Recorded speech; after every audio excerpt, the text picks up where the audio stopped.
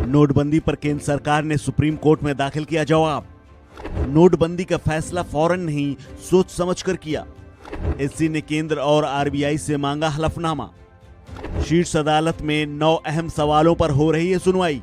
साल 2016 का 8 नवंबर का दिन तो आपको याद ही होगा, जब पीएम नरेंद्र मोदी ने टीवी पर अचानक आकर नोटबंदी का ऐलान कर दिया था। मोदी सरकार के 2016 में किए गए नोटबंदी के फैसले पर संवैधानिक वैधता को लेकर सुप्रीम कोर्ट में सुनवाई चल रही है, जिसमें बीते दिनों सुप्रीम कोर्ट ने केंद्र और भारतीय रिजर्व बैंक से विस्तृत हलफनामा दाखिल करने को कहा था, जिस पर केंद्र ने सुप्रीम कोर्ट में हलफनामा दाखिल करते हुए नोटबंदी को सही बताया है और फैसला कानून सम्मत कहा है। केंद्र सरकार ने सुप्रीम कोर्ट में नोटबंदी को सही ठहराते हुए कहा कि नोटबंदी आर्थिक नीतियों का हिस्सा थी। सरकार ने इसके आगे कहा कि नोटबंदी नकली करेंसी, आतंकी फंडिंग, कालाधन और कर चोरी पर लगाम लगाने की बड़ी रणनीति का हिस्सा थी। लेकिन ये सिर्फ इसी तक सीमित नहीं थी। नोटबंदी आर्थिक नीतियों के तहत लिया गया निर्णय था, जो कि संसद में बने आरबीआई कानून 1934 के प्राविधानों के मुताबिक था।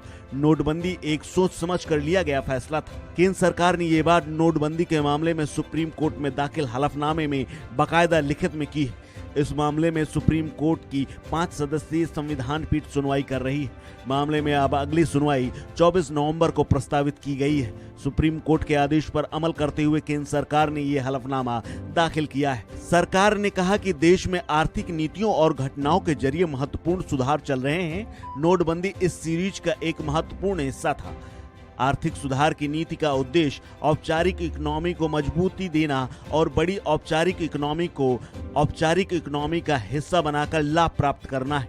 बता दें कि सुप्रीम कोर्ट में वरिष्ठ वकील पी चिदम्बरम की नोटबंदी के खिलाफ दाखिल याचिका पर तगड़ी बहस की थी, जिसके बाद सुनवाई के दौरान सुप्रीम कोर्ट ने केंद्र सरकार और आरबीआई से हलफनामा दाखिल करने को कहा था। पी चिदम्बरम ने दलील दी थी कि केंद्र का आरबीआई को इस बारे में लिखे लेटर, आरबीआई की सिफारिश आदि के से संबंधित दस्तावेज मांगे जाएं।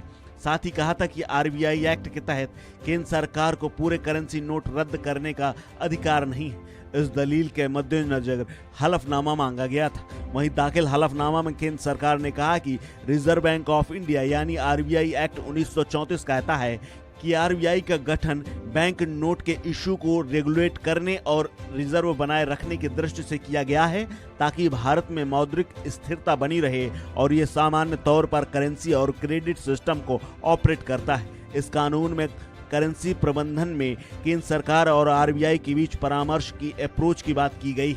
इसमें currency management, demonetisation, value of the banks note और नोट की डिजाइन और नोटबंदी धारा 26 शामिल है। आरबीआई कानून की धारा 26(2) केंद्र सरकार को आरबीआई के सेंट्रल बोर्ड की संस्तुति पर किसी भी नोट को बंद करने की शक्ति देती है। सरकार ने कहा कि इसीलिए नोटबंदी कानून से प्राप्त शक्तियों और प्रक्रिया का पालन करते हुए किया गया है। इसे संसद ने नोटबंदी का कानून 2017 को पारित करके सकारात्मक रूप से स्वीकार किया है। ऐसे में अधिसूचना को दी गई चुनौती का कोई मतलब नहीं रह गया है। सरकार ने कहा कि नोटबंदी एक सोच समझ कर लिया गया फैसला था। इसके लिए आरबीआई के साथ काफी परामर्श और तैयारी भी की गई थी।